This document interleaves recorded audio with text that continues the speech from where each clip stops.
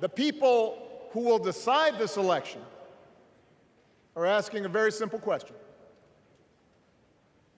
Who will fight for me?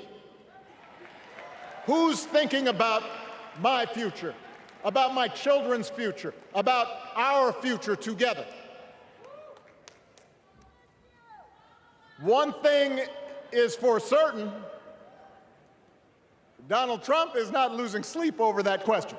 Here's a 78-year-old billionaire who has not stopped whining about his problems since he rode down his golden escalator 9 years ago. It has been a constant stream of gripes and grievances that's actually been getting worse now that he's afraid of losing to Kamala.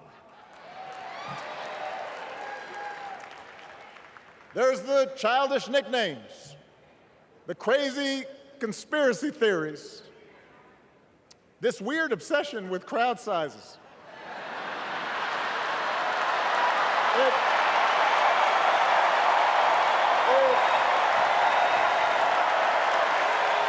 The truth is, Donald Trump sees power as nothing more than it means to his ends.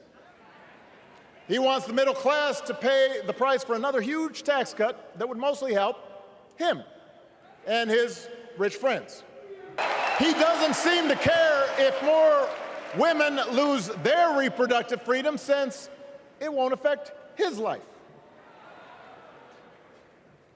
And most of all, Donald Trump wants us to think that this country is hopelessly divided between us and them. We do not need 4 more years of bluster and bumbling and chaos. We have seen that movie before, and we all know that the sequel is usually worse.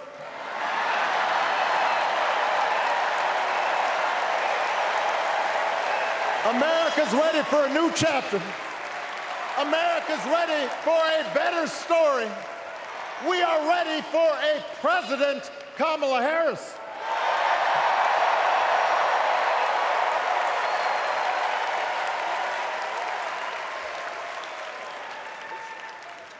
And Kamala Harris is ready for the job. As president, she won't just cater to her own supporters and punish those who refuse to kiss the ring or bend the knee. She'll work on behalf of every American. That's who Kamala is. I am feeling hopeful because this convention has always been pretty good to kids with funny names who believe in a country where anything is possible. Because we have a chance to elect someone who has spent her entire life trying to give people the same chances America gave her. Someone who sees you and hears you and will get up every single day and fight for you. The next president of the United States of America, Kamala Harris.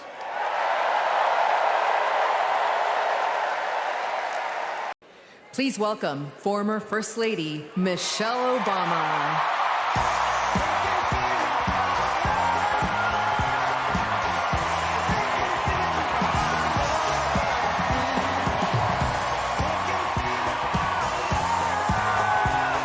From a middle-class household, Kamala worked her way up to become Vice President of the United States of America. My girl, Kamala Harris, is more than ready for this moment. She is one of the most qualified people ever to seek the office of the presidency. And she is one of the most dignified. Now, unfortunately, we know what comes next. We know folks are going to do everything they can to distort her truth.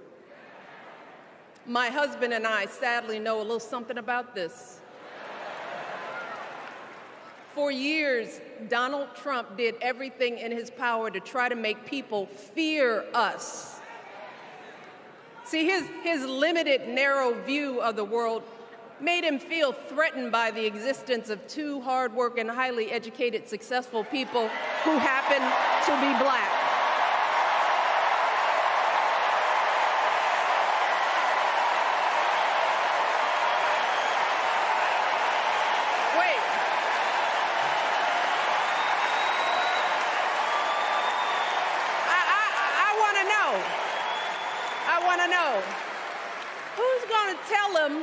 Who's going to tell him that the job he's currently seeking might just be one of those black jobs?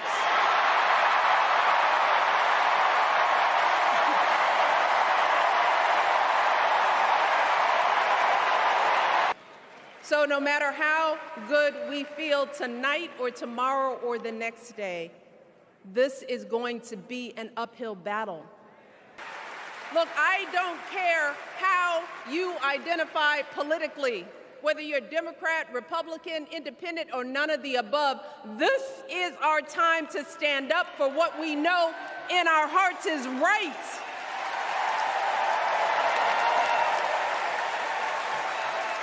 To stand up not just for our basic freedoms, but for decency and humanity, for basic respect, dignity, and empathy, for the values at the very foundation of this democracy.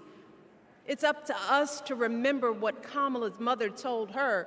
Don't just sit around and complain, do something. So if they lie about her, and they will, we've got to do something. If we see a bad poll, and we will, we got to put down that phone and do something. If we start feeling tired, if we start feeling that dread creeping back in, we got to pick ourselves up, throw water on our face, and what?